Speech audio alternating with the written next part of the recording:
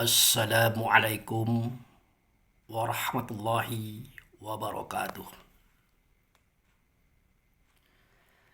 Kaum muslimin dan muslimat, saudara sebangsa dan setanah air, dimanapun Anda ada dan berada.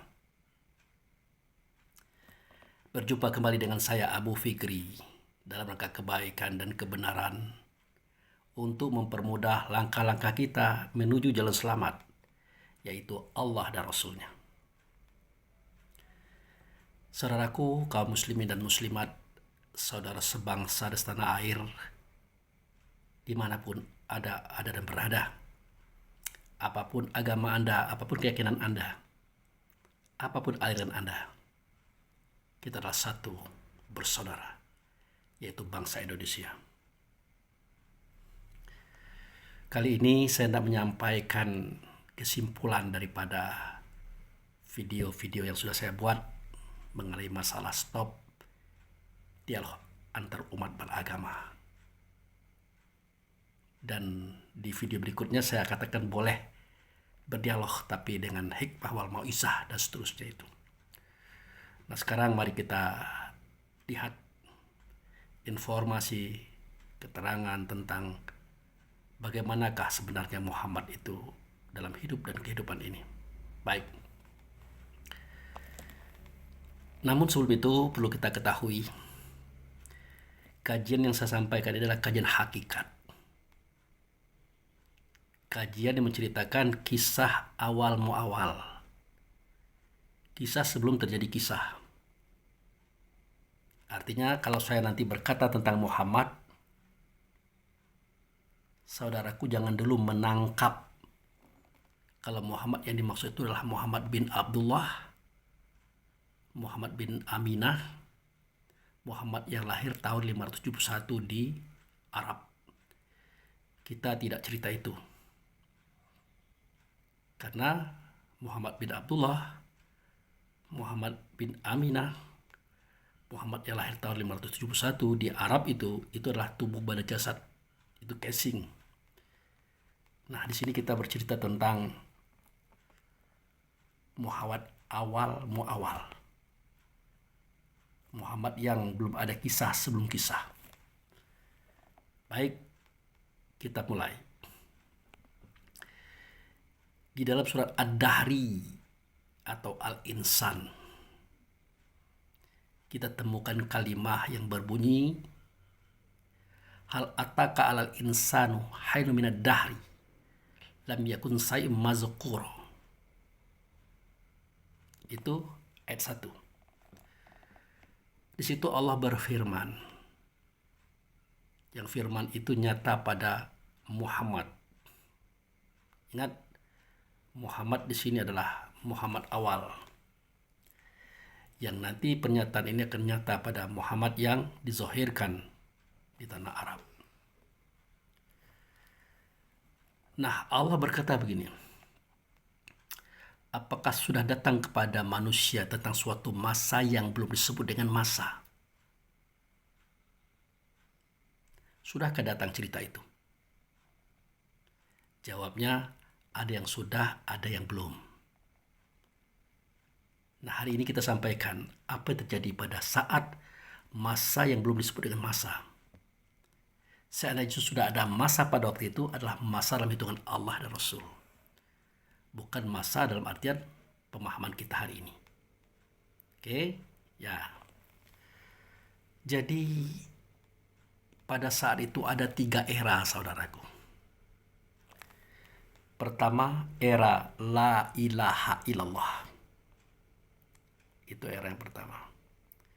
Kedua, era la ilaha illallah Muhammadur Rasulullah.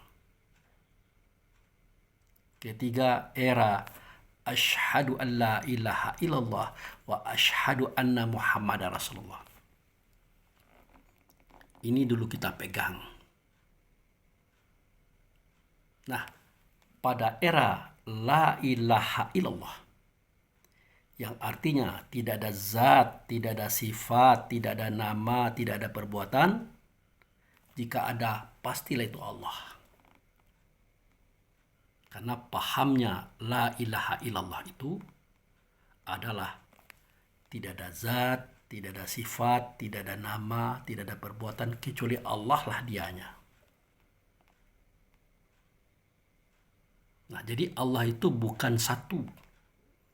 Kalau satu pasti meminta 2, 3, 4, 5, 6 dan seterusnya. Tetapi Allah itu adalah Esa. Dia satu meliputi yang 4. Itu namanya Esa. Yang 4 itu artinya pada Allah ada zat, ada sifat, ada nama, ada perbuatan. Yang semua itu nantinya nyata pada perbuatan atau materi. Nah, pada saat itu Allah berfirman kepada dirinya sendiri. Apa kata Allah? Kuntu khanzan mufia fa ahbabtu khalaqtu khalqan fabi ta'arafuni.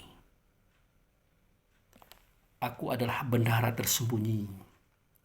Aku ingin dikenal, maka aku ciptakan makhluk. Aku ciptakan makhluk. Nah, bagaimana cara Allah menciptakan makhluk? Cara Allah menciptakan makhluk adalah dengan cara membangkitkan sifatnya. Ya, membangkitkan sifatnya. Kan saya sudah katakan, pada Allah itu ada zat, ada sifat, ada nama, ada perbuatan. Nah, dibangkitkanlah sifatnya.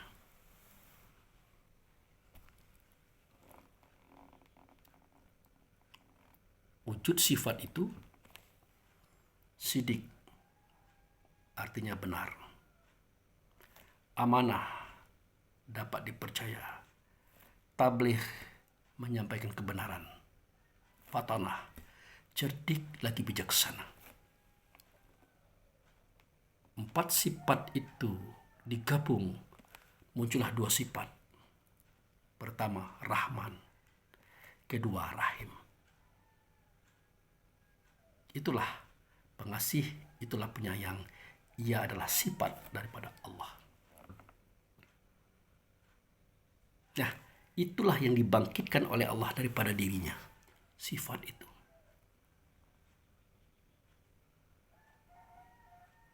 Nah, sifat itu disebut dengan hamdu. Hamdu. Nah, hamdu ini dia sudah nyata. Kalau Allah kan sudah nyata terdahulu tuh. Hamdu ini adalah nyata yang kedua. Oleh karena itu Allah tidak lagi alif, tetapi sudah Ahmad. Ahmad. Kenapa Ahmad? Alif itu nama Allah, hamdu itu nama dia. Jadi alif dan hamdu digabung menjadi Ahmad. Isinya sidik, amanah, tabligh, fatanah. Digabung menjadi pengasih dan penyayang. Sifat itulah yang disebut dengan hamdu. Karena dia sudah bergabung dengan Allah, tidak nyata Allah, melainkan nyata pada dia, maka hamdu menjadi Ahmad. Allah tidak lagi alif, tapi sudah Ahmad. Nah, nanti seketika dia muncul, Ahmad ini, zohir, dia bertubuh, berbadan, berjasad sama dengan kita. Dia bukan Ahmad lagi, tetapi Muhammad. Nah, era ini disebut dengan era yang kedua. Maka kata la ilaha illallah itu sudah usai eranya. Sudah selesai masanya, masuklah kepada era yang kedua, masa yang kedua, yaitu la ilaha illallah Muhammadur Rasulullah. Karena Allah sudah menyatakan dirinya pada sifatnya hamdu tadi. Jadi dia Ahmad. Nanti dia akan bernama dengan nama Muhammad. Nah, Daripada Muhammad inilah Allah menjadikan 4 pasal. Jadi alam semesta ini dijadikan, langit dan bumi ini belum ada, terlebih dahulu Allah jadikan ini, yang 4 pasal ini. Pertama, bumi yang diberkati atau negeri yang diberkati. Kedua, aras di bumi atau Baitullah. Ketiga, surga neraka. Keempat, mukmin. Inilah awal muawal yang dijadikan oleh Allah daripada Muhammad. Nah, saya informasikan masalah masanya. Masanya Allah menciptakan dan menjadikan ini. Allah membangkitkan sifatnya daripada dirinya. Itu kejadiannya adalah 8.000 tahun sebelum masa Adam dijadikan oleh Allah. 8.000 tahun dalam hitungan Allah ya, bukan hitungan kita. Nah, 4 pasal yang dijadikan daripada Muhammad ini adalah 4.000 tahun sebelum Adam. Itu masanya. Nah, setelah Allah menjadikan 4 pasal daripada Muhammad ini, maka pada waktu itu tidak hanya Allah, sudah ada Muhammad. Tidak hanya Allah dan Muhammad, sudah ada yang 4 pasal tadi. Negeri yang diberkati, aras di bumi, surga neraka, mukmin. Nah, negeri yang diberkati dan aras di bumi atau Baitullah ini ada pada surat Ali Imran 96 dan 97. Inna awala baiti wudi alinasi lalazi bibakah mubaraka wa hudali alamin fihi ayatu bainatu maqama Ibrahim mandakalhu kana amin. Sesungguhnya artinya tidak main-main ini. Ini adalah huruf taukid. Rumah yang pertama kali. Nah, kalau pertama kali belum ada rumah sebelum rumah yang lain-lain. Aku yang menjadikannya, menciptakannya, kata Allah. Artinya bukan tukang, bukan siapapun. Itulah rumah yang ada di negeri Bakkah. Itu dia. Bumi ini berkati, negeri ini berkati. Yang saya katakan tadi, itulah negeri Bakkah. Jadi, inna awala baiti udalinasi lalazi bibakah mubaraka wa hudal alamin fihi ayatu bainatu maqama Ibrahim mandakalau kana amin. Itulah negeri Bakkah. Di situ ada rumah yang pertama kali aku yang mendirikan. Itulah aras, itulah Baitullah. Di situ ada keterangannya.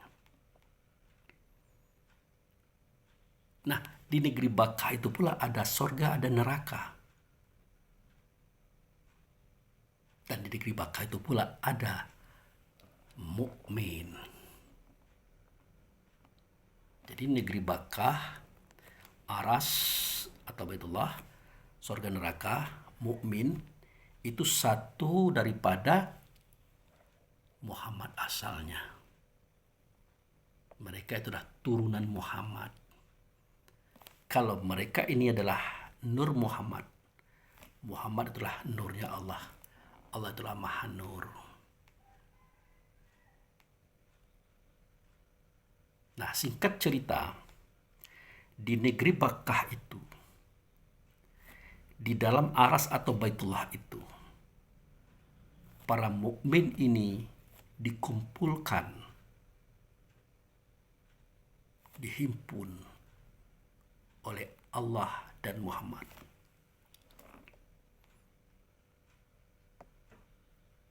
Nah, nanti kita akan tahu kenapa dia bernama mukmin. Si cahaya ini. Kita akan tahu. Nah, waktu itu Allah ungkapkanlah kisah ini melalui Rasul via nabinya pada surat Al-A'raf ayat 172. Wa iz akaza rabbuka min bani Adam min zuhurihim zuriyatahum wa ashhadahum ala anfusahum alastu bi rabbikum qalu bala syahidna an taqulu yaumal qiyamah inna kunna an hadzal ghafilin. Ingatlah, kata Allah melalui Rasul via nabinya, seketika aku keluarkan semua keturunan anak Adam. Kemudian aku angkat saksi atas diri mereka masing-masing. Aku tanyakan kepada mereka, adakah tidak aku ini dengan Tuhan kamu? Maka mereka menjawab, bala syahidna, benar engkau dengan Tuhan kami, kami menyaksikan. Nah, sebenarnya ayat ini menjelaskan tentang fisik. Anak Adam itu adalah tubuh berjasad kita. Adam dari tanah, kita dari saripati tanah. Tetapi aku angkat saksi atas diri mereka masing-masing. Itu bukan lagi fisik. Itu menunjuk kepada Nur Muhammad, cahaya Muhammad yang kita ceritakan mukmin tadi. Jadi Nur Muhammad, cahaya Muhammad ini, seketika dia berhadapan dengan Muhammad, wujud serta Allah, sifat Allah tadi, dia ditanya, adakah tidak aku ini dengan Tuhan kamu? Itulah makna daripada alastu birabbikum. Ya, karena mereka melihat, mendengar, berhadapan langsung dengan Allah yang nyata adalah Muhammad, maka mereka menjawab, bala syahidna, benar engkau itu dengan Tuhan kami, kami menyaksikan. Makanya semua mereka tadi, Nur tadi atau mukmin tadi, dia bersujud sambil berucap, asyhadu an la ilaha illallah wa asyhadu anna Muhammadar Rasulullah. Kami atau aku bersaksi, tidak ada zat, tidak ada sifat, tidak ada nama, tidak ada perbuatan kecuali Allah lah dianya. Tetapi yang kami lihat, yang aku lihat, tidak Allah, melainkan utusannya bernama ia dengan nama Muhammad. Nah, inilah era yang ketiga, yaitu era asyhadu an la ilaha illallah wa asyhadu anna Muhammadar Rasulullah. Jadi dalam kajian Islam ini terperinci, saudara. Tidak comot-comot, tidak tiru-meniru, tetapi dia menceritakan awal dan akhir, zahir dan batin. Quran itu tidak kaleng-kaleng, asalkan kita paham maksud dan makna intinya. Nah, kita lanjut. Nah, setelah mereka menyaksikan Allah yang tidak nyata, Allah memberikan sifatnya, wujud sertanya, atau Muhammad tadi, maka selesailah periode yang ketiga. Maka Allah dan Rasul mulai masuk pada periode yang lainnya. Apa itu? Nur Muhammad tadi, cahaya Muhammad tadi, mukmin tadi, dia sudah berhak menyandang nama mukmin atau orang yang percaya kepada Allah yang nyata ia pada Muhammad. Nah, itulah dia yang kita sebut dengan ruh. Ruh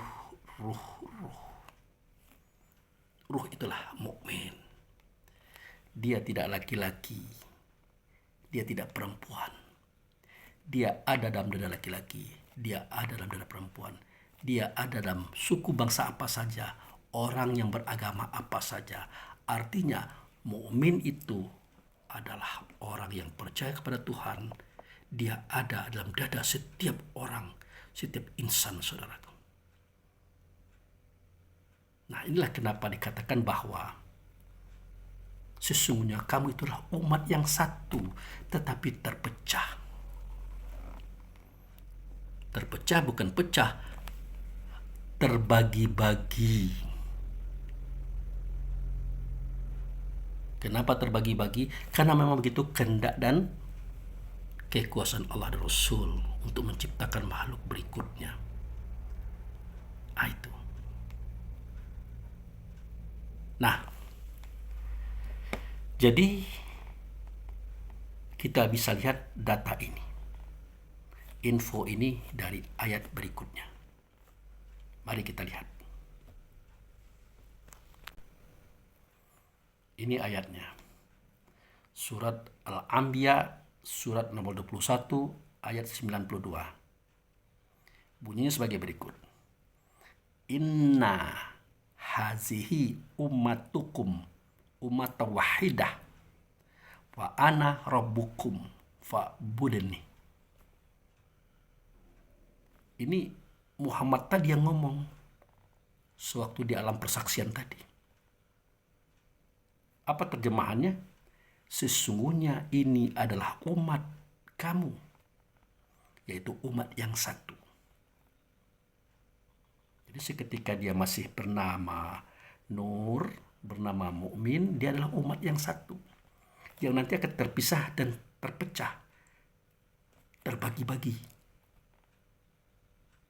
Nah, dipesankan oleh Allah dan Rasul via nabinya nanti dengan kalimat yang berbunyi, wa ana rabbukum fa'budni. Dan aku adalah Tuhan kamu, maka mengabdilah kamu kepadaku. Maka sembahlah aku. Jadi sewaktu itu Allah berkata melalui Muhammad sebagai wujud sertanya tadi. Ya, sesungguhnya aku adalah Tuhan kamu, maka mengabdilah kepadaku. Jadi Allah ini berkata melalui Muhammad tadi kepada semua nur, semua cahaya tadi, kepada semua mukmin tadi. Jadi Allah itu Tuhan. Tapi bagaimana kita mempertuhankan Allah? Loh, kok bisa begitu pertanyaannya Pak Abu? Lah iyalah. Karena Allah tidak berbentuk, tidak berupa, tidak bersuara, tidak berkata, tidak sama dengan segala sesuatunya. Dia adalah nama daripada zat. Dia adalah zat yang maha kuasa. Tidak bisa kita menyangkaunya. Tidak bisa kita mencapainya. Karena kalau Allah itu Tuhan, dia wajib disembah. Kan itu kalimatnya. Wa ana rabbukum fa'budni. Aku adalah Tuhan kamu. Nah, kamu sembah aku. Nah, kita tidak akan bisa menyembah Allah, saudaraku. Tidak akan bisa. Karena menyembah itu artinya adalah satu, mentaati semua perintahnya. Dua, menjauhi semua larangannya. Tiga, mencontoh semua sifatnya. Empat, pergi kalau disuruhnya. 5. Datang kalau dipanggilnya. 6. Diam kalau tidak ada ilmu daripada dia. Jangan kita ngomong kalau kita tidak tahu itu maksudnya. Nah, untuk mentaati Allah itu tadi, harus ada suaranya dulu. Harus ada kata-katanya dulu. Harus ada perintahnya dulu, baru bisa kita taati. Sedangkan Allah ini tidak berbentuk, tidak berupa, tidak bersuara, tidak berkata, tidak sama dengan sesuatunya. Bagaimana ini bisa? Makanya sifat ketuhanan ini diturunkan oleh Allah kepada beliau, wujud sertanya, yang bernama ia dengan nama Muhammad. Jadi Allah ya Allah, Tuhan ya Tuhan. Tuhan itulah Muhammad tadi, saudaraku. Tuhan itu artinya tempat nyata suara, kata dan perbuatan Allah bagi kaum dan umat. Itu Tuhan artinya. Sedangkan sembah tadi artinya adalah melaksanakan semua perintahnya, menjauhi semua larangannya, mencontoh perbuatannya, pergi kalau disuruhnya, datang kalau dipanggilnya, diam kalau ada ilmu daripada dia. Nah, disinilah dijelaskan kalimat wa ana rabbukum. Aku ini Tuhan kamu sekalian, kata Muhammad. Fa'budni, maka kau sembahlah aku. Seketika kau menyembah aku, sama artinya kau menyembah Allah. Karena aku adalah wujud serta Allah. Suara Allah, kata Allah, perbuatan Allah tidak nyata, melainkan nyata pada aku. Akulah kalam Allah, akulah firman itu. Ini menurut akidah Islam, saudaraku. Makanya dalam hal ini, Allah itu bersuara, berkata, berfirman melalui Muhammad via nabinya. Apa bunyi firmannya? Apa bunyi kalamnya? Ini dia. Surat Al-Mu'min atau surat nomor 40 ayat 12. Nah, zalikum bi annahu izza du'iyallahu wahdahu kafartum. Sedemikian itu, jika Allah saja yang kamu sembah, pasti kamu kafir, mengingkari, tidak akan mentaatinya. Kenapa? Karena Allah itu tidak berbentuk, tidak berupa, tidak bersuara, tidak berkata, tidak sama dengan segala sesuatunya. Mau mentaati Allah, apa yang boleh taati? Suaranya tidak ada, katanya tidak ada, perintahnya tidak ada. Itu. Makanya Allah berkata, zalikum bi annahu izza du'iyallahu wahdahu kafartum. Kalau kamu sembah Allah, hanya Allah saja, pasti kamu kafir. Karena tidak mungkin kita untuk mentaati, menjauhi, mencontoh, tidak mungkin. Karena Allah tidak berbentuk, tidak berupa, tidak bersuara, tidak berkata, tidak sama dengan sesuatunya. Makanya kalimat berikut berbunyi, wa in yusrik bihi. Dan jika engkau syarikatkan dia dengannya, Muhammad tadi, tu'minun, pasti kamu akan percaya. Karena terdengar suaranya, terdengar katanya, tampak contoh-contohnya pada diri Muhammad. Itulah dikatakan bahwa tadinya adalah Allah itu Tuhan. Maka berpindah sifat itu kepada Muhammad, karena Muhammad itulah yang disembah. Sejatinya bukan Muhammad, Allah yang disembah, tapi tidak mungkin kita bisa mampu melakukannya. Makanya Allah dan Muhammad itu bersyarikat, saudaraku. Satu tidak bisa dia dibedakan. Karena suara Allah, kata Allah, contoh Allah, tidak akan mungkin ditambah Muhammad, tidak akan mungkin dikurangnya, sama. Tetapi satu dia dengan Allah juga tidak bisa dipisahkan. Karena tidak mungkin Allah itu bersuara berkata kepada kita. Tidak mampu kita mendengar suaranya. Tidak mampu kita mendengar katanya. Maka dia melahirkan sifatnya, wujud sertanya Muhammad. Dan dari Muhammad inilah kita dengarkan suara, kata, dan contoh daripada Allah. Dan yang ketiga, dia adalah satu dengan Muhammad. Muhammad satu dengan Allah. Tapi tidak pula boleh disamakan. Tidak boleh disamakan. Allah zat, Muhammad sifat. Allah yang mengutus, Muhammad utusan. Allah wujud, Muhammad yang mewujud. Nyatalah Allah kepada Muhammad. Makanya dari Alif menjadi Ahmad. Nanti dari Ahmad menjadi Muhammad. Ini ceritanya begitu. Nah, makanya pada surat Maryam, ya, surat nomor 19 ayat 65, kita temukan kalimat yang berbunyi begini. Robus samawati wal ardi wama bainahuma fadbuduhu wasbiru li ibadatihi hal ta'lamu lahu samiyah.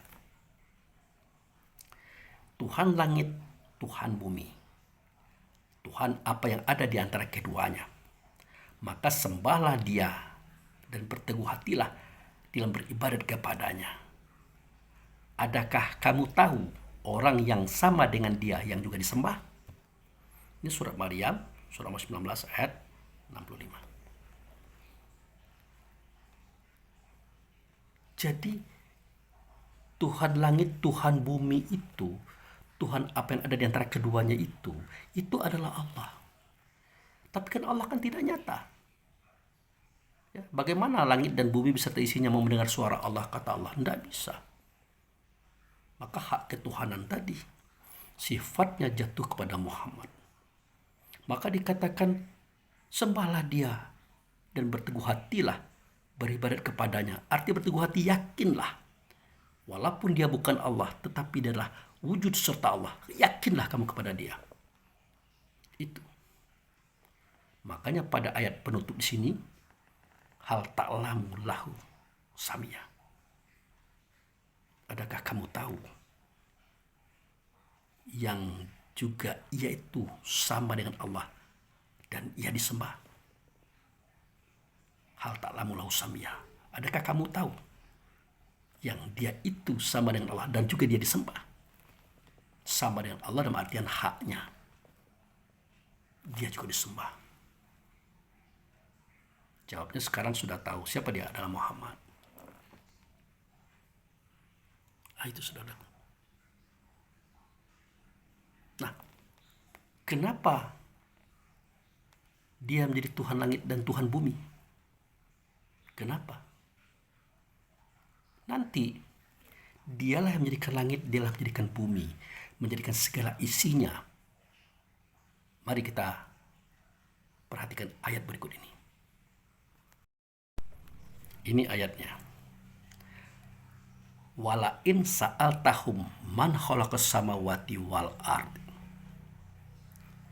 la yaqulunallah qul alhamdulillahi bal aktsarahum la ya'lamun. Nah, ini surat Luqman, surat nomor 31 ayat 25. Dan jika kamu tanyakan kepada ahli kitab, siapakah yang menciptakan, yang menjadikan langit dan bumi? La yaqulunallah. Pasti mereka mengatakan Allah. Pasti. Jadi pada saat Nabi Muhammad dulu dibangkitkan menjadi nabi di Mekah, tanah Arab sana, ada suatu kejadian bahwa orang ahli kitab Yahudi Nasrani ini kan membanggakan kajinya mereka, pahamnya mereka yang tinggi. Nah, kemudian mereka membuli sahabat-sahabat Nabi. Apa kata mereka? Ada kajian kalian tuh cetek, dangkal, tidak ada apa-apanya. Jadi para sahabat tidak enakan. Akhirnya ngadu kepada Nabi. Ya Rasulullah, ya Nabi Allah, kami diremehkan, kami dibuli oleh mereka ahli kitab. Dia bilang kajinya kita ini dangkal, tidak ada apa-apanya, kecil, cetek. Ya kata Nabi, ya biarkan sajalah, tidak apa-apa. Memang kita kajinya cetek, dangkal, kita kan baru. Mereka kan sudah lama. Itu. Tapi kami kurang enak ya Rasulullah. Setidak-tidaknya kami tunjukkan izah kami, keberadaan kami. Kata Nabi, serius, mau begitu? Iya ya Rasulullah. Oke, kamu datangi orang Yahudi, kamu datangi orang Nasrani. Kamu tanyakan kepada mereka, siapakah yang menciptakan langit dan menciptakan bumi beserta isinya? Tanyakan sama mereka. Nah, pasti mereka mengatakan Allah. Pasti. Nah, kan iya betul ya Rasulullah, bahwa langit dan bumi itu Allah yang menjadikan, kan betul. Allah yang menciptakan, kan betul. Nanti dulu kata Rabi. Nanti dulu kata Rasul. Kamu tanyakan. Kamu datangi dulu mereka. Tanyakan itu. Pasti mereka mengatakan Allah. Jadi dari zaman dulu saudara-saudaraku, yang mengatakan bahwa pencipta langit bumi itu adalah Allah, itu dari zaman dulu sampai sekarang, termasuk kita. Kita ini kalau tidak diberitahu oleh Allah dan Rasul, tidak mengerti kita persoalan ini. Begitu hebatnya kitab Quran ini membuka rahasia dia. Artinya bukan kaleng-kaleng, bukan cipilakan seperti yang dikatakan oleh orang seberang, tidak. Quran ini benar loh, sejati loh. Dia mampu membongkar sesuatu yang tidak pernah dibongkar oleh siapapun, kecuali oleh Allah dan Rasul. Nah, singkat cerita, sahabat tadi datang ahli kitab. Dia bertanya kepada ahli kitab. Apa kata sahabat?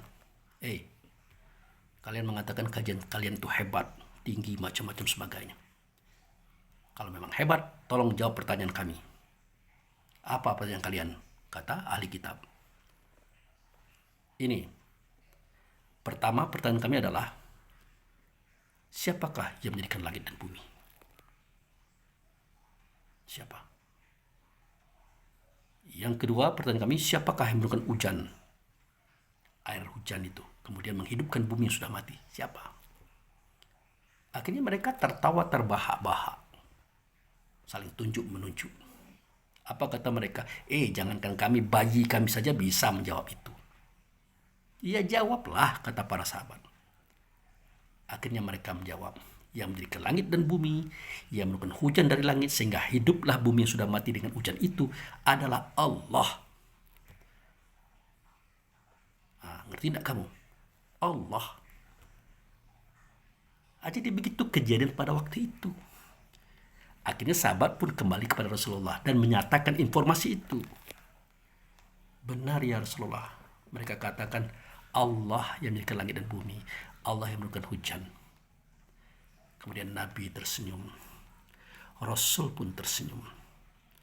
Maka keluarlah kalimat berikutnya. Qul alhamdulillahi bal aksarhum la ya'lamun. Katakan hai Muhammad, sampaikan hai Muhammad, buka rahasianya hai Muhammad. Yang menjadikan langit dan bumi itu adalah alhamdulillahi. Alhamdu itu bagi Allah, tetapi kebanyakan mereka tidak tahu. Itu. Nah, jadi alhamdu itu, alif itu nama Allah, hamdu itu nama beliau. Seketika nyata dia, maka dia bernama dengan Muhammad. Yang menjadikan langit dan bumi itu adalah Muhammad, saudaraku.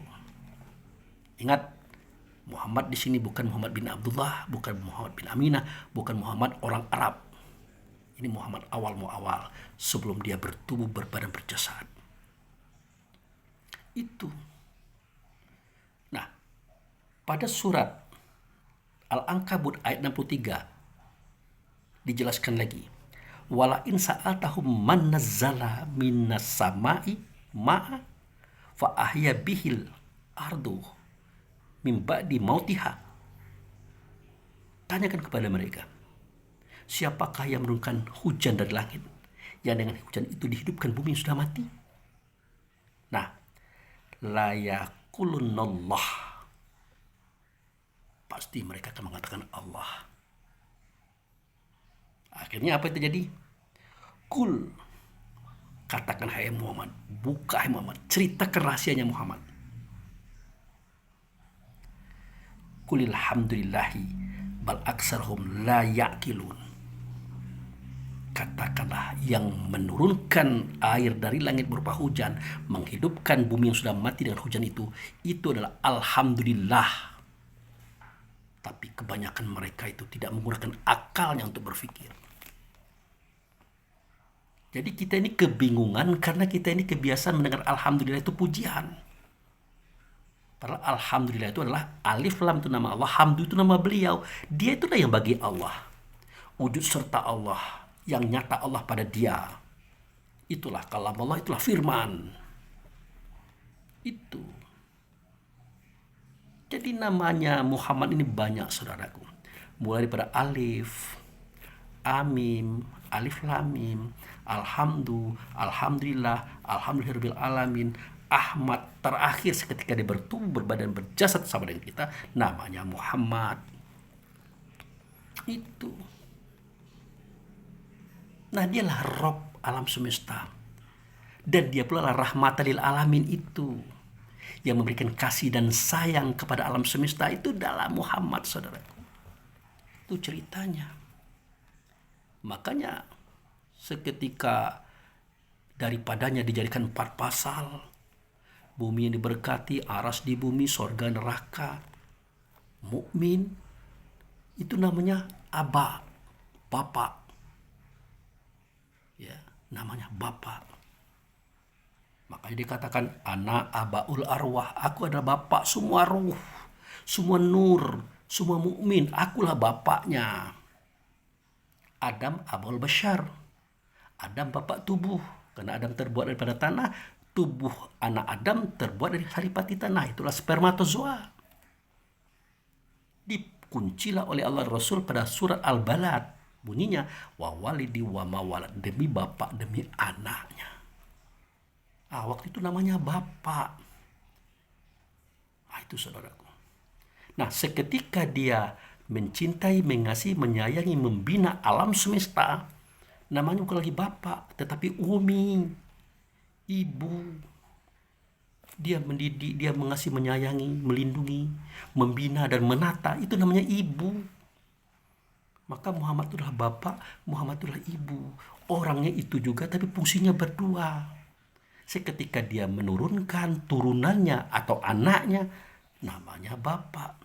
Seketika dia membina, mendidik, melatih, mengasuh serta memeliharanya, namanya umi. Jadi Muhammad Abul Arwah, Muhammad Nabil Umi itu beda. Beda fungsinya, orang itu juga. Ini yang harus kita pahami. Nah gitu saudaraku. Nah jadi kembali kita kepada penciptaan yang dimulai daripada Baitullah tadi. Jadi semua nur Muhammad, semua roh, semua mukmin tadi yang ada di Baitullah tadi itu masih dalam bentuk cahaya. Ya, masih dalam bentuk cahaya. Seketika mereka sujud, mereka mengucapkan asyhadu an la ilaha illallah wa asyhadu anna Muhammadar Rasulullah. Aku bersaksi, kami bersaksi tidak ada zat, tidak ada sifat, tidak ada nama, tidak ada perbuatan kecuali Allah lah dianya. Tetapi tidak Allah yang kami saksikan, tidak Allah yang kami lihat, tidak Allah yang kami dengar, dan tidak Allah yang kami hadapi, kecuali utusannya, sifatnya, wujud sertanya, namanya Muhammad. Makanya mereka bersujud. Sujud mereka saat itu tidak sama dengan sujud kita. Kita bertubuh, dia belum. Artinya sujud untuk cahaya. Tempat sujudnya itu disebut dengan masjid. Atau tempat sujud. Masjid apa? Masjidil Haram. Nah, itu dia saudaraku. Tempat sujud mereka saat itu disebut Masjidil Haram. Masjid yang mulia. Nanti seketika mereka turun ke dunia, masuk ke tubuh, dipari di hati, lahir, dia menatap pada Masjidil Haram itu. Alangkah jauhnya masjid itu. Nah itulah makanya dikatakan Masjidil Aqsa. Jadi Masjidil Haram, Masjidil Aqsa yang ada surat Al-Isra ayat 1 itu bukan benda yang ada di atas bumi hari ini saudaraku. Dia menceritakan Masjidil Haram, Masjidil Aqsa yang ada di saat momentum awal dia diangkat, angkat saksi atas Allah yang nyata pada Muhammad sebagai Tuhan. Itu kisahnya saudaraku. Nah, mari kita masuk kepada bab pembinaan atau pembangunan, penciptaan semua persoalan, semua ciptaan. Oke, nah, jadi Nur Muhammad atau mukmin ini ada tubuhnya yang terbuat dari cahaya. Ya, itulah rombongan para malaikat. Jibril, Mikail, Israfil, Rakib, Atib, Mungkar, Nangkir, Duan, Malik, dan triliunan banyaknya lagi malaikat. Semua ruh mereka itu terbuat daripada Nur Muhammad yang bernama mukmin. Itu. Kemudian ada lagi Nur Muhammad atau mukmin tadi yang tubuhnya terbuat dari tanah. Terbuat dari tanah. Itulah dia Adam, Idris, Nuh, Hud, Lut, Saleh, Ibrahim, Ismail, Ishak, Yakub, Yusuf, Ayub, Shu'aib, Musa, Harun, Daud, Sulaiman, Isa. Jadi roh Isa itu adalah turunan Muhammad, saudaraku. Adalah anak Muhammad, saudaraku. Kalau Allah itu Tuhan nyata pada Muhammad, Muhammad itu Tuhan, maka Isa itu anak Tuhan, itu benar. Bukan anak Allah. Muhammad saja tidak dikatakan anak Allah, tapi dibangkitkan daripada Allah dianya. Bukan anak Allah Isa itu, tapi anak Tuhan, anak Muhammad, putra Muhammad. Nah, ini yang saya katakan, kalau Isa itu anak Allah, tidak. Tapi kalau Isa itu anak Tuhan, yes, ini yang saya maksud. Makanya kafirlah orang Yahudi mengatakan Uzair itu anak Allah. Kafirlah orang Nasrani itu mengatakan Isa itu anak Allah. Kafir. Karena tidak mungkin Allah itu punya anak. Ya, tidak diperanakkan dia itu. Tapi Tuhan punya anak dan diperanakkan. Tapi sifatnya adalah turunan, bukan kayak turunan. Kalau keturunan ada istrinya. Kalau turunan tidak, dia turunan. Asal muasal. Itu. Nah, Kenapa Yahudi dikatakan kafir, Nasrani dikatakan kafir? Karena dia menutupi Muhammad ini, membuang Muhammad ini, mendelete. Dia langsung saja kepada Allah. Tidak. Tidak mungkin Allah itu beranak dan diperanakkan. Tapi Tuhan beranak dan diperanakkan. Itulah Muhammad. Nah ini Muhammad ini yang dibuang ini, ditutup dianya. Makanya dikatakan allazina atainahumul kitab ya'rifunahu kama ya'rifu abna'ahum. Orang-orang ahli kitab itu mengenal Muhammad sama dia dengan mengenal anaknya sendiri. Dia tahu siapa Muhammad itu. Dia tahu kisah ceritanya, dia tahu. Tetapi dia tutupi, dia ingkari, dia delete. Karena mereka iri dengki. Mereka berharap juru selamat yang muncul di akhir zaman itulah Bani Israel. Ternyata tidak, melainkan dari Bani Ismail. Itulah Muhammad Nabi bin Abdullah bin Aminah tadi, saudara. Itu asalnya. Makanya ditutupnya, dibuangnya. Di sinilah keingkaran mereka itu. Di sinilah kekafiran mereka itu. Ya sampai-sampai Nabi Muhammad berkata, tanyakan kepada mereka, siapa yang menjadikan langit dan bumi? Pasti mereka mengatakan Allah. Tidak, dia akan mengatakan Muhammad, tidak. Pasti Allah. Itulah persoalannya. Sampai hari ini. Bagaimana gencarnya mereka menutup-nutupi Muhammad ini. Bahkan menjelekkan, menghina, mencaci maki. Mengatakan Muhammad Nabi palsu lah, macam-macam. Keturunan budak, macam-macam. Dicari-cari narasi cerita untuk mengaburkan kisah Muhammad ini. Silakan saja, itu hak mereka. Bersama akidah Islam saya katakan bukan begitu kisahnya, begini loh. Saya tidak akan mungkin percaya kepada kitab lain kecuali kitab Quran. Katanya ada dalam Al-Quran itu Pak Abu, kitab sebelum kitab Muhammad, kita percaya. Iya. Iya. Ingat, kitab itu bukan buku. Bukan tulisan, tapi diri. Taurat itulah nama lain daripada Musa. Zabur nama lain daripada Daud. Injil nama lain daripada Isa. Percayalah kita kepada dia, pasti. Bukan kepada tulisan-tulisan yang dibuat oleh manusia atas nama mereka, bukan. Bahkan Quran juga, kitab Quran juga bukan buku, bukan tulisan. Bukan buku, bukan tulisan. Quran itu adalah nama lain daripada Muhammad. Makanya orang ahli kitab ini, ya, orang ahli kitab ini, kalau kita katakan kitab itu, Quran itu adalah buku yang dari kertas, mereka akan tertawakan kita. Karena mereka tahu kitab itu, Quran itu bukan buku, bukan tulisan, bukan kertas. Melainkan Muhammad itu, mereka tahu. Mana ayatnya Pak Abu? Oke, kita perlihatkan. Oke. Nih.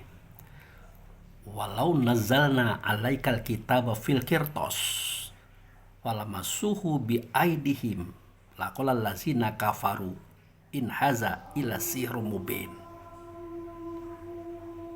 Artinya, jika kami turunkan kepada engkau kitab itu, Quran itu dalam bentuk kertas, mereka bisa memegang dengan tangan kanannya. Pasti mereka mengatakan, bohong. Tidak benar ini adalah sihir yang nyata, ini adalah tipuan yang nyata. Nah begitu, mereka tahu persis kalau Quran itu adalah nama Muhammad. Karena Quran itu artinya dibaca, didengar, dilihat, dirasakan, dipikirkan keberadaannya. Itulah Quran, dia adalah Muhammad. Jadi Quran itu adalah nama lain pada Muhammad. Kalau kita katakan Quran itu adalah buku, ya, kertas yang bertulis bahasa Arab, mereka tahu bukan itu, bohong. Makanya Musa itu nama lainnya adalah Taurat. Ya, kata Musa itu ditulis oleh sahabatnya, jadi buku namanya kitab Taurat. Begitu juga Isa itu nama lainnya adalah Injil. Nah, bersuara berkata Isa ini ditulis oleh sahabatnya. Nah, kitab daripada itu namanya kitab Injil. Begitu juga Muhammad ini. Dia bersuara berkata dulu sahabatnya, nama kitabnya kitab Quran. Jadi Taurat, Injil, Quran itulah nama daripada nabi-nabi itu, Rasul-Rasul itu, termasuk Daud itu, Zabur itu. Zabur itu adalah nama lain daripada Daud. Gitu saudaraku. Oke, mari kita lihat informasi berikutnya. Nah, ini ayatnya. Saya buka ayat yang pertama tadi, yang mereka itu mengenal Muhammad sama dengan mengenal anaknya. Nah, ini surat Al-Baqarah ayat 146. Surat Al-Baqarah ayat 146. Nanti saudara buka di kitab Quran, ada itu. Bunyinya begini. Allazina atainahumul kitab ya'rifuna abna'ahum wa inna fariqam minhum la yaktumunal haqqo wa hum ya'lamun. Artinya, orang-orang ahli kitab itu mengenal Muhammad itu seperti mengenal anak kandungnya mereka. Tetapi sayang 1000 kali sayang, sebagian mereka mendustakan ini, menutup ini. Dia berbohong. Padahal dia tahu ceritanya seperti ini loh, bukan seperti ini. Dia tahu. Makanya pengertian kafir itu, orang yang tahu pura-pura tidak tahu. Dia menutupi kebenaran itu seakan-akan dia tidak tahu. Itu orang kafir. Dan Nabi Muhammad tidak berdakwah kepada mereka. Nabi Muhammad itu berdakwah kepada orang jahiliyah, kepada orang yang memang belum tahu tapi ingin tahu. Itu sasaran dakwah. Kalau orang kafir itu sudah jelas. Orang yang mengingkari kebenaran itu sudah jelas. Innallazina kafaru sawaun alaihim a'anzartahum am lam tunzirum la yu'minun. Khatamallahu ala qulubihim wa ala sam'i wa ala absarihim. Yusyawatu walahum azabun asim. Orang kafir itu kamu ingatkan dia atau tidak, sama saja. Allah sudah mengunci pendengaran mereka, hati mereka. Bagi mereka itu azab, hati sudah tertutup. Azab apa? Azab tersiksa dia. Dia tahu, pura-pura enggak tahu. Barang ini berkembang terus, tersiksa dia. Itu maksudnya. Termasuklah ketika ditanyakan siapakah menjadikan langit dan bumi, bukan hujan, dikatakannya Allah. Padahal dia tahu bukan Allah, Muhammad itu. Itu saudaraku. Nah, kemudian sebagian daripada mereka menutupi. Nah, itu betul. Karena di zaman Nabi Muhammad banyak para pendeta, para rahib, ya, pendeta Yahudi, pendetanya Nasrani menunggu-nunggu kedatangan Muhammad ini. Bahkan mereka mengakui Muhammad ini benar, Mesias terakhir, juru selamat dunia dan akhirat. Dan mereka kenal Muhammad ini bukan sesuatu yang biasa-biasa saja. Dialah wujud serta Allah. Dialah kalam Allah, dialah firman. Daripadanya dijadikan segala sesuatu. Dia adalah Bapa Ruh. Dan dia adalah ibu daripada alam semesta. Dia tahu ini. Makanya mereka menunggu-nunggu.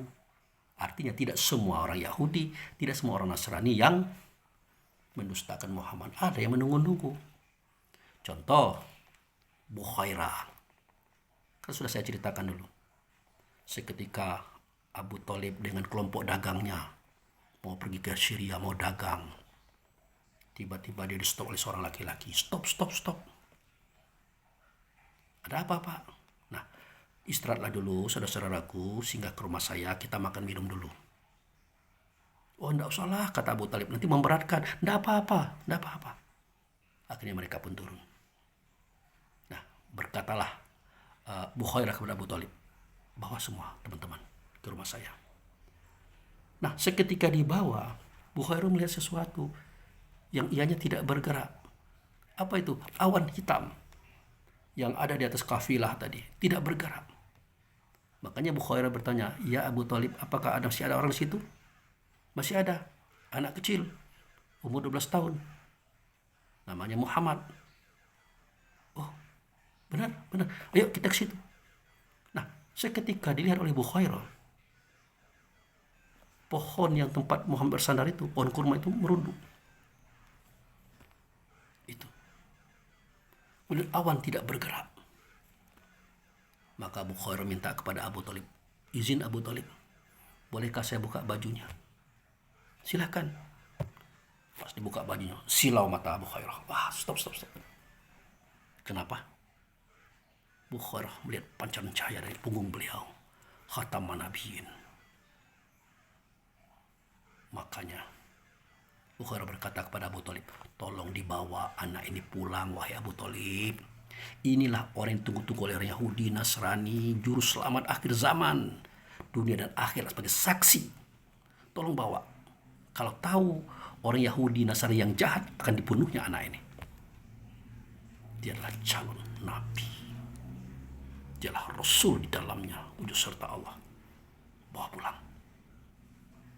Itu kisahnya. Jadi tidak semua orang Nasrani yang seperti itu. Ada sebagian. Tidak begitu. Begitu juga Warakah bin Nawfal, pamannya Khadijah, paman istri Nabi. Seketika Nabi Muhammad mendapat wahyu yang pertama, dibawa kepada Warakah. Dijelaskan, waduh, wahai ponakanku Khadijah, wahai anak saudaraku Khadijah, ini suamimu bakal jadi Nabi. Bakal jadi Mesias juru selamat dunia dan akhir sebagai saksi. Ketahuilah, nanti seketika dia dimusuhi oleh keluarganya, diusir oleh keluarga, dikejar-kejar oleh keluarga, tidak dibunuh oleh keluarganya. Kalau aku masih hidup, aku orang yang pertama kali membela dia. Aku orang pertama kali. Apa kata Khadijah? Apa benar begitu, Paman? Iya. Tidak mungkinlah. Muhammad ini anak emas loh. Anak emasnya Bani Hashim, anak emasnya kaum Quraisy. Tidak mungkin mereka akan melakukan itu. Kau lihat saja anakku. Suamimu adalah Nabi, suami adalah Rasul. Dia adalah wujud serta Allah yang ditunggu-tunggu oleh Yahudi Nasrani dari dulu. Dialah yang dirindukan untuk membenarkan kembali pelajaran diberikan oleh Allah Rasul kepada Musa dan Isa. Akhirnya bingung Siti Khadijah. Dan terbukti seketika Muhammad mengumpulkan Bani Israel, orang Quraisy, apa yang terjadi? Bertanya Muhammad, wahai kaumku, wahai Bani Quraisy, apakah kamu percaya kepada aku? Percaya. Kami percaya bahwa engkau tidak pernah berbohong. Kalau Al-Amin, kami memberikan gelar. Oke, kalau begitu. Seandainya aku katakan di balik bukit itu ada musuh yang akan menyerang kamu, kamu percaya? Percaya. Baik, sekarang aku sampaikan kepada kalian semua. Ketahuilah bahwa aku adalah Rasulullah, utusan Allah, wujud serta Allah yang nyata pada nabinya Muhammad bin Abdullah. Wah, sentak pada saat itu. Orang yang pertama kali menentang Muhammad adalah paman kandungnya. Orang yang sayang dan paling sayang pada Muhammad sewaktu Muhammad masih kecil, Abu Lahab. Celaka engkau, hai Muhammad. Tapi Allah balas melalui Rasul pilihan nabinya. Tabat yada Abil Lahab. Itu. Nah, itulah kisahnya. Bahwa tidak semua Yahudi Nasrani yang seperti itu. Ada sebagiannya membenarkan bahwa Muhammad adalah wujud serta Allah. Rasulnya nyatanya pada Nabi. Dialah kalamullah, dialah firman. Bukan Isa. Tapi firman Adam sampai Isa itu bermula pada Muhammad. Firman Muhammad adalah bermula pada Allah, itu benar. Gitu saudaraku. Oke. Nah, kita masuk pada penciptaan tadi. Jadi, seketika mukmin tadi dimasukkan ia ke dalam tubuh terbuat dari cahaya, namanya malaikat. Roman Jibril CS. Dimasukkan ke dalam tubuh yang terbuat dari tanah, namanya Adam sampai Isa, termasuk kita. Dimasukkan Nur Muhammad tadi ke dalam tubuh yang terbuat dari api, itulah bangsa jin. Itu level pertama, saya katakan begitu. Tingkatan yang pertama. Nah, turunannya apa? Level yang kedua. Nur Muhammad tadi, cahaya Muhammad tadi, ruh tadi, ditiupkan ke dalam angin, namanya roh rehan. Ditiupkan kepada air, namanya roh rahmani. Ditiupkan kepada tanah, namanya roh jasmani. Ditiupkan kepada api, namanya roh edafi. Jadi roh angin namanya roh rehan, roh air namanya roh rahmani, roh tanah namanya roh jasmani, roh api namanya roh edafi. Disatukan oleh Allah dan Muhammad. Sebenarnya disatukan oleh Allah yang melalui Muhammad. Maka dari sinilah nanti akan terjadi tubuh, badan, jasad, langit dan bumi beserta isinya. Tubuh gunung, tubuh lembah, tubuh laut, tubuh danau, tubuh sungai, tubuh hewan, tubuh buah-buahan, biji-bijian sayur-sayuran. Semuanya bermula daripada Nur Muhammad. Ruh yang bernama mukmin tadi, saudaraku. Itu. Nah, makanya Muhammad itu adalah rahmatan lil alamin. Dia adalah umi. Dia adalah ibu daripada alam semesta semuanya, termasuk isinya. Oh, kalau begitu bumi, langit beserta isinya ada rohnya. Iya. Gunung, lembah, danau, sungai, laut ada rohnya. Iya. Dan buah-buahan, biji-biji, sayuran ada roh. Iya. Mana buktinya Pak Bu Fikri? Oke, kita buktikan.